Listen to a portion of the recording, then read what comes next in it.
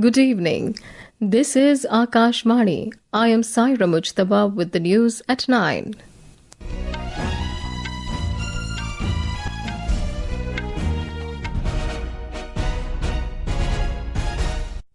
The headlines. Defence Ministry terms Operation Sindoor turning point in India's defence doctrine, demonstrating tri-services synergy, strategic depth and technological dominance. Union Home Minister Amit Shah says Operation Sindoor not only demonstrates strength of India's defence system, but also unmasked Pakistan as safe haven for terrorism. 25 people killed in two major fire incidents in Maharashtra and Telangana. IMF imposes 11 new conditions on Pakistan for its bailout program. And in IPL cricket, Punjab Kings defeat Rajasthan Royals by 10 runs in Jaipur. Match between Delhi Capitals and Gujarat Titans underway in Delhi. And now the news in detail. The Defence Ministry today said that Operation Sindoor marked a turning point in India's defence doctrine, demonstrating tri-services synergy, strategic depth and technological dominance. Operation Sindoor, which was initiated after the Pahalgam terror attack, showcased a calibrated tri-services response with precision, professionalism and purpose. Operation Sindoor was conceived as a punitive and targeted campaign to dismantle the terror infrastructure across the line of control and deeper inside Pakistan. In an age of multi-domain warfare, India's national security architecture has demonstrated the strength of jointness and strategic foresight. Multi-agency intelligence provided confirmation of 9 major camps that were eventually targeted in the operation. India's retaliatory action was based on meticulous planning and an intelligence-led approach, which ensured that the operations were conducted with minimal collateral damage. The integrated command and control strategy, which facilitated real-time threat identification, assessment, and interception across multiple domains, was central to its success. The Indian Air Force played a crucial role in delivering precision strikes against terror infrastructure across Pakistan. It conducted high-impact air operations on targets such as the Noor Khan Air Base and the Rahim Yar Khan Air Base. The indigenously developed Akash surface-to-air missile system and legacy platforms like the Pechora were deployed effectively in a layered defense grid. The Army's air defense units worked in tandem with the Air Force, deploying a wide array of systems ranging from shoulder-fired man-pads and LLAD guns to long-range surface-to-air missiles. The Navy deployed its carrier battle group equipped with MiG-29K fighter jets and airborne early warning helicopters. This ensured persistent surveillance and real-time identification of threats across the maritime domain. Suparna Saikia, Akashvani News, Delhi. Union Home Minister Amit Shah lauded Operation Sindoor as a historic milestone in the fight against terrorism, crediting it as a testament to Prime Minister Narendra Modi's political will, valour of the Indian Armed Forces, and the precision of Indian intelligence agencies. Speaking at a public gathering after launching a series of development projects of Ahmedabad Municipal Corporation worth over 1,500 crore rupees, Mr. Shah said this operation not only demonstrated the strength of India's defence system, but also unmasked Pakistan before the world as a safe haven for terrorism. Reiterating India's strict approach to cross-border terrorism, the Home Minister further emphasised Prime Minister's unwavering stance that terror and trade cannot go together. We have a report from our correspondent. Union Home Minister Amit Shah today inaugurated and laid the foundation stone of various infrastructure projects of Ahmedabad Municipal Corporation. These include Sabarmati Chankheda Railway Overbridge, various flyovers, Sports Activity Centre and housing projects under Pradhan Mantri Awas Yojana in Ahmedabad. The Home Minister also participated in the Tiranga Yatra held at Sanand town of Ahmedabad to salute the Indian Army's unparalleled courage during Operation Sindoor. Earlier in the day, Mr. Shah also addressed the Cooperatives Conference organized by Gujarat State Cooperative Union in Ahmedabad. During the day, the Minister also inaugurated the newly constructed building of K.K. Patel and Madhuban K. Patel Nursing College at Guzaria and the automatic frozen potato production facility at Sadra in Mehsana district. With Anil Patel, Aparna Khund, Akashvani News, Ahmedabad. In Jammu and Kashmir, in a major operation to clear civilian areas following a military confrontation between India and Pakistan's security forces, the army today destroyed 42 unexploded shells in different forward villages near the line of control in Poonch district. Our correspondent reports that the army, in close coordination with local police authorities, successfully conducted a controlled operation for the safe destruction of 42 unexploded shells in the border areas of Julas, Salotri, Dharati and Salini. Lashkar-e-Taiba terrorist Razaullah Nizamani Khalid, alias Abu Saifullah Khalid, who was the brain behind the 2006 attack on the RSS headquarters, was killed by 3 unidentified gunmen in Sindh province of Pakistan today. Officials in New Delhi said Khalid used to head the terror operations of Lashkar-e-Taiba from Nepal in early 2000 and had many aliases including Vinod Kumar, Muhammad Salim and Razaullah. He was involved in multiple terror strikes in India, they said. The official said he was gunned down by assailants near a crossing at Batni in Sindh province.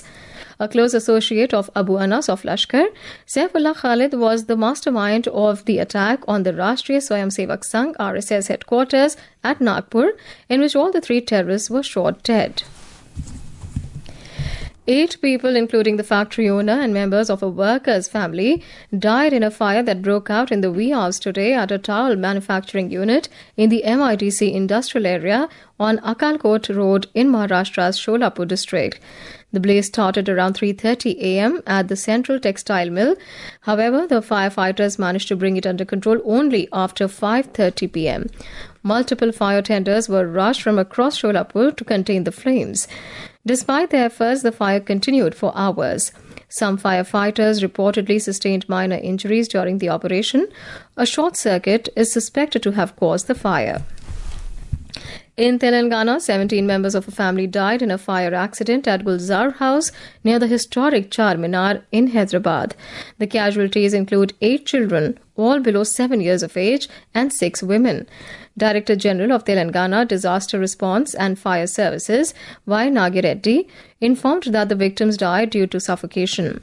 The cause of fire is suspected to be a short circuit in the 2-storied building, which houses shops on the ground floor and residential area on the upper floors. More from our correspondent. Only 2 persons left in the family that was living at the ill-fated building for over a century and over generations. As per the details given by rescue teams and police, the single narrow entrance to the building decided the destiny for the victims. The rescue personnel had to break in and make another entry point for the firefighters to enter. The residents had little chance to escape when the fire erupted during the early hours. With no outlet for smoke, the building turned into a gas chamber, and inhaling toxic smoke from the fire is suspected to have made those inside unconscious within minutes. Heart-rending scenes made everyone emotional at the Usmania General Hospital, where the relatives were seen waiting for formalities to be completed. Lakshmi, Akashvani News, Hyderabad. President Draupadi Murmu and Prime Minister Narendra Modi have expressed grief over the loss of lives due to the fire tragedy in Gulzar House. In a social media post, Mr. Modi announced an ex gratia of 2 lakh rupees from Prime Minister's National Relief Fund to the next of the kin of the deceased, while the injured will be given 50,000 rupees each. Telangana state government also announced an ex gratia of 5 lakh rupees each to the kin of the deceased in the fire accident. This is Akashvani giving you the news. For quick news updates round the clock, follow us on our X handle at AIR News Alerts. And for details of these stories and more, log on to our website www.newsonair.gov.in and download the News on AIR app. Welcome back. You're listening to News at 9. International Monetary Fund IMF has slapped 11 new conditions on Pakistan for the release of the next tranche of its bailout program and warned that tensions with India could heighten risks to the scheme's fiscal, external and reform goals. As per a media report, the IMF slapped 11 more conditions on Pakistan, taking the total conditions to 50. The new conditions imposed on Pakistan include the parliamentary approval of a new 17.6 trillion rupee budget, an increase in the debt servicing surcharge on electricity bills, and lifting restrictions on import of more than 3-year-old used cars. In Maharashtra, Union Agriculture Minister Shivraj Singh Chauhan has appealed for synchronization of ICAR and other stakeholders in agriculture for achieving the goal of one nation, one agriculture and one team.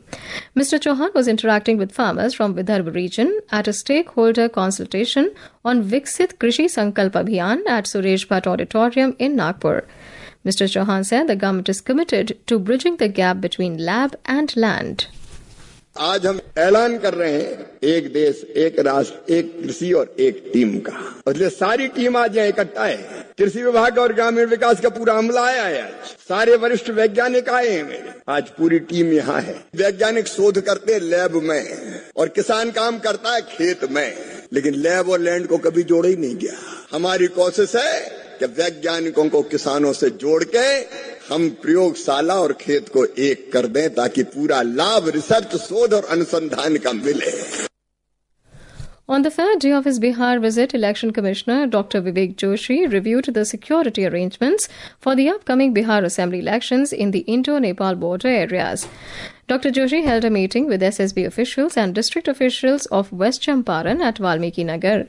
Dr. Joshi made several suggestions and initiatives on the feedback received from officials during the meeting. Foreign investors pumped in over 18,000 crore rupees into Indian equities market so far in May on global positive cues and improving domestic conditions.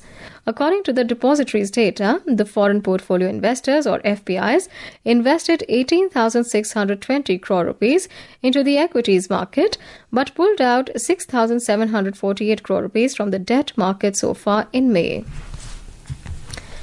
In IPL cricket, Delhi Capitals were 180 for 3 in 18.4 overs against Gujarat Titans at Arun Jaitley Stadium in Delhi when reports last came in. Earlier, Gujarat Titans won the toss and opted to bowl first. Earlier, in another match of the day, Punjab Kings defeated Rajasthan Royals by 10 runs at Sawai Mansingh Stadium in Jaipur. Chasing a target of 220 runs set by Punjab Kings, Rajasthan Royals scored 209 for 7 in the stipulated 20 overs.